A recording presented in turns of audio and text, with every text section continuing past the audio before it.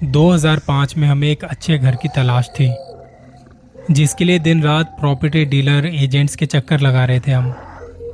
किसी ने बताया कि एक सोसाइटी है, वहाँ कोई घर मार्केट रेट से बहुत कम दामों में बिकने को है। जिस प्रॉपर्टी डीलर का जिक्र किया गया था, हम उससे मिलने पहुँच गए। एजेंट ने हमें कई सारे घरों की डिटेल्स दी, लेकिन उनका प्राइस बहुत हाई था, हमारे बजट से बाहर। फिर हम जिनके थ्रू आए थे उनका नाम बताया और कहा कि उन्होंने एक घर के बारे में बताया था जो हमारे बजट में, आप वही दिखाइए। हमारे इतना बताने पर भी वो दूसरे घरों की खूबियां बताने में लगा रहा। लेकिन जब हमने कहा कि हम बस उसी घर के लिए आए हैं, बाकी सारी डिटेल्स जो आप दे रहे हो वो घर हमारी पहुंच से बाहर है, तब वो हमारे कहने के बाद उस घर को दिखाने के लिए लेकर गया। हम ये सोच रहे थे कि वो घर हमें इसलिए नहीं दिखा रहा क्योंकि उसकी कीमत कम है, उसे कमीशन भी अच्छा नहीं मिलेगा और इतनी कम कीमत में तो ये वाला घर कोई भी ले लेगा। लेकिन ये सिर्फ हमारी सोच थी, हकीकत इससे बिल्कुल अलग थी। जब वो घर हमने देखा तो तभी फैसला कर लिया कि इस घर की डील हम इसी वक्त करके चलते हैं। एक टोकन मनी दे देते हैं इन्हें। वो 2 मंजिला घर बहुत खूबसूरत सा था। उस एजेंट ने वैसे तो हमसे कुछ नहीं कहा, पर उस वक्त 2 बड़ी अजीब बातें हुई। एक तो घर को दिखाने के लिए वो हमारे साथ अंदर नहीं गया। उसने हमें घर की चाबियां दी और कहा कि आप अच्छे से देख लो, मैं अभी आधे पौने घंटे में आता हूँ। हमने उससे चाबियां ली और मेन गेट का ताला खोलकर अंदर चले गए। अंदर आते ही सबसे पहले मैंने देखा कि सामने एक बड़ा सा लॉन और दीवार पर एक बड़ा सा शीशा लगा था जो टूटा हुआ था। घर की सारी लाइट्स भी टूटी फूटी हुई थी। रोजमर्रा की जरूरत की सारी चीजें थी वहां, लेकिन सब पर धूल जमी हुई थी। देख के ही लग रहा था कि घर काफी टाइम से बंद पड़ा है। लग रहा था जो एक बार इस घर को बंद करके चले गए थे वो कभी वापस नहीं लौटे। लाइट्स टूटी हुई थी, तो हमारे पास टॉर्च और मोबाइल की रोशनी में जितना हो सका हमने वो घर देख लिया। थोड़े इंतजार के बाद वो एजेंट भी वापस आ गया। हमने फैसला कर लिया था कि ये घर लेना है तो लेना ही है, और उसे एक टोकन अमाउंट भी दे दिया। 2-4 दिनों में जब डॉक्यूमेंटेशन का काम हुआ तो सोचा कि घर में थोड़ा पेंट वगैरह करवाया जाए, वहाँ की साफ सफाई करवाई जाए। कुछ दिनों में घर वालों को भी वो घर दिखाया और घर देख के तो वो बड़े ही खुश हुए। लोकेलिटी भी अच्छी थी, घर भी अच्छा था। लेकिन हमारी माता जी थी जिन्होंने एतराज किया। जब वो घर देखने गई तब उन्होंने कहा कि घर में रौनक नहीं है, यहाँ की हवा में बहुत घुटन है, घर को देखते ही अजीब सा लग रहा है। माता जी हमारी पूजा पाठ करने वाली औरत है, पर हमने घर को इस नज़र से कभी देखा ही नहीं कि माता जी के कहने पर चौकन्ने हो जाते। घर इतना खूबसूरत था कि हमने उनकी बात सुनी अनसुनी कर दी और एक ठेकेदार को घर की साफ सफाई और पुताई का काम दे दिया गया। अब जब पहले दिन घर का काम शुरू हुआ, 2 मजदूर घर की दीवारों से पेंट उतारने लगे। उन दोनों की एक एक करके तबीयत बिगड़ने लगी, हाथ पैर सुन्न हो गए और बेहोशी सी छाने लगी। इसके बाद बस निचली मंजिल का काम चला, लेकिन वहां मजदूरों को ऊपर नीचे भागती कुछ आवाजों ने तंग किया। कारीगर भी बार बार ऊपर नीचे जाते, मगर वहां कोई होता तो दिखता। तब मजदूरों में यह बात फैल गई कि इस घर में भूत है। शाम होते होते वो आवाज इतनी बढ़ गई कि वो समय से पहले ही अपने औजार इस घर में छोड़ चले गए। दूसरे दिन जब सुबह मजदूर वहां पहुंचे तो अपने औजारों को यहां वहां बिखरा हुआ पाया। कुछ औजार तो छत पर पड़े थे। उस वक्त ठेकेदार ने मुझे फोन किया। उसे लगा कि मैं रात को अपनी फैमिली के साथ घर देखने चला आया, और तब वहां बच्चों ने ये शरारत की है। मजदूर अब यहाँ काम करते वक्त ज्यादा सावधानी से चीजों को छेड़ रहे थे। अब तक इन लोगों ने अपने ठेकेदार से इस बात का जिक्र नहीं किया था, लेकिन जब ठेकेदार दोपहर में पहुंचा और उसने देखा कि ऊपर वाली मंजिल का काम तो अभी तक शुरू भी नहीं हुआ है, तो वो भड़क उठा। मजदूर जल्दी जल्दी अपने हाथ चलाने लगे, दीवारों को घिस रहे थे, ठोका पीटी कर रहे थे। तब उन्हें वहां एक कमरा दिखाई पड़ा जिसका ना तो कोई दरवाजा था ना खिड़की। ठेकेदार को वो कमरा कुछ सही नहीं लगा तो उसने मुझे कॉल किया। जब उसने बताया तो मैंने कहा मैं आता हूं। मेरा ऑफिस वहां से थोड़ी ही दूरी पर था तो मैं वहां पहुंच गया और मैंने देखा कि वाकई घर के अंदरूनी हिस्से में वो कमरा बना था जिसके बाहर ना तो कोई खिड़की थी और ना उस कमरे के अंदर कोई दरवाजा था। उस कमरे को देखने के बाद ये डिसाइड हुआ कि उसकी एक दीवार को तोड़ दिया जाए जो बीच में आ रही थी।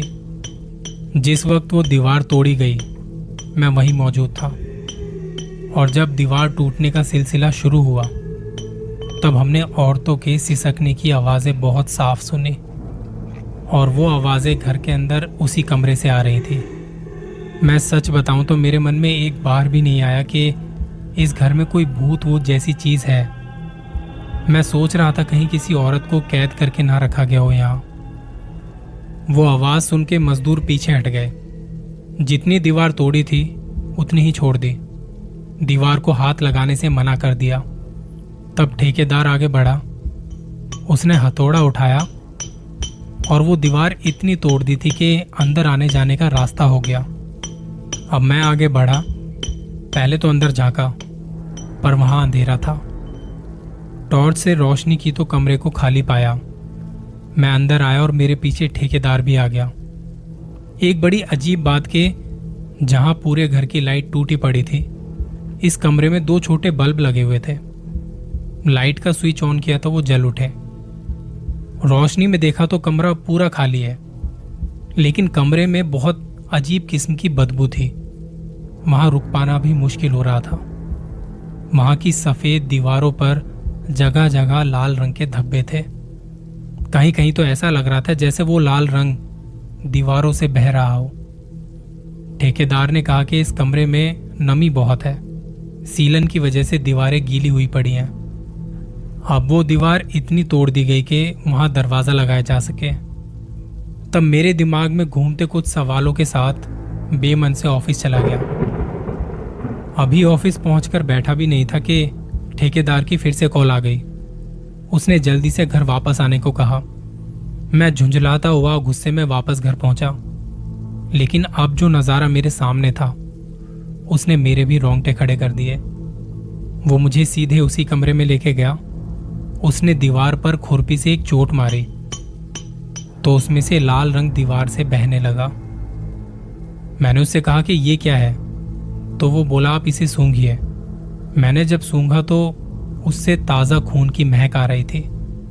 तब मेरा सर चकरा गया। मतलब इस कमरे की दीवारों पर जो लाल रंग था वो रंग नहीं, खून था। मैंने तभी उसे ये घर खाली करने को कहा। मजदूरों से कहो कि वो अपना सारा सामान लेकर चले जाएं। और मैं सीधा उसके साथ प्रॉपर्टी डीलर के पास पहुंच गया। उसे भी साथ लिया और रास्ते में उसे सारी बात बताई। मुझे हैरत हुई कि इतना बताने के बाद भी उसने कुछ कहा नहीं, उसने कुछ रिएक्ट नहीं किया, बल्कि चुपचाप सर झुकाए बैठा रहा। घर पहुंचकर उसे वो कमरा और वहां की दीवारों से बहता खून दिखाया और तभी मैंने पुलिस को भी कॉल कर दिया, क्योंकि ये कोई छोटी बात नहीं थी। थोड़ी ही देर में वहां पुलिस आ पहुंची। उन्होंने घर का जायजा लिया, लेकिन ऐसी कोई वजह नहीं मिली कि ये खून दीवारों से कैसे निकल रहा है। दीवार पर जिधर चोट मारो वहीं से खून निकलने लगता। इसके अलावा पुलिस की मौजूदगी में भी वो औरतों की सिसकने की आवाज़ आती रही। पुलिस वाले खुद हैरान कि ये हो क्या रहा है, ये आवाज़ें घर के किस हिस्से से आ रही हैं और ये दीवारों से खून टपकने का क्या मामला है। तब मैंने पुलिस को बताया कि ये घर तो मैंने अभी 2-4 दिन पहले ही खरीदा है और अभी तो यहाँ रंग रोगन का काम शुरू किया था। हम तो यहाँ अभी शिफ्ट भी नहीं हुए। तब पुलिस ने घर के मालिक को फ़ोन लगाया जिनसे मैंने ये घर खरीदा था। उनको कॉल कर दी और जल्दी से यहाँ आने को कहा। अब इस घर के मालिक से मेरी भी पहली मुलाकात थी, क्योंकि अभी तक तो सारे काम प्रॉपर्टी डीलर के थ्रू ही हुए थे। शुरू में तो मालिक ने थोड़ी यहाँ वहाँ की बात की और बहाना बनाते रहे, पर जब पुलिस ने थोड़ी सख्ती की तो उन्हें आना पड़ा। वो यहीं कहीं आसपास में रहते थे, इसलिए 10-15 मिनट में घर आ पहुंचे। अब जब वो वहां पहुंचा तो सारी बात उन्हें बताई गई। उस कमरे को बंद करने की वजह पूछी। वो कमरा और वहां की दीवारों से बहता खून दिखाया। तब भी सिसकने की आवाजें आ रही थी। अब वो मकान मालिक चाहता तो कह सकता था कि इस बारे में मुझे कुछ नहीं पता, मैं नहीं जानता, लेकिन उन्होंने कहा कि सबसे पहले तो इस घर से बाहर निकलिए, फिर मैं आपको बाकी की बात बताऊंगा। वहां से हम सीधा पुलिस स्टेशन चले गए और वहीं बैठकर उन्होंने घर की पूरी कहानी सुनाई। बताने लगे कुछ साल पहले हम दुबई से यहाँ शिफ्ट हुए थे और तब ये घर खरीदा गया। इस घर में मैंने अपने बच्चों के लिए एक कमरा बनवाने के लिए सोचा, जिसमें उनके खिलौने रख दिए जाएं और जब भी उनका खेलने का मन हो इस कमरे में आके खेल लें, ना कि घर में सब जगह खिलौने बिखरे पड़े रहें। ऊपर की मंजिल में कोने पर एक बालकोनी बनी थी और घर के पिछले हिस्से में एक पेड़ बड़ा होते हुए उस बालकोनी में समा गया था, इसलिए शायद वो बालकोनी बंद मिली थी। उसके दरवाजे पे ताला लगाया हुआ था। हमने भी देखा कि बालकोनी में ये पेड़ इस तरह फैला हुआ है कि वहां आना जाना मुश्किल है, तो हमने भी वो ताला तोड़ा नहीं।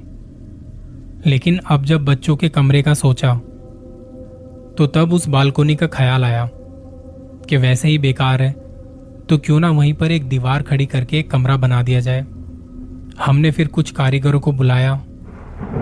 तब उन्होंने कहा कि इस पेड़ को कटवा दीजिए।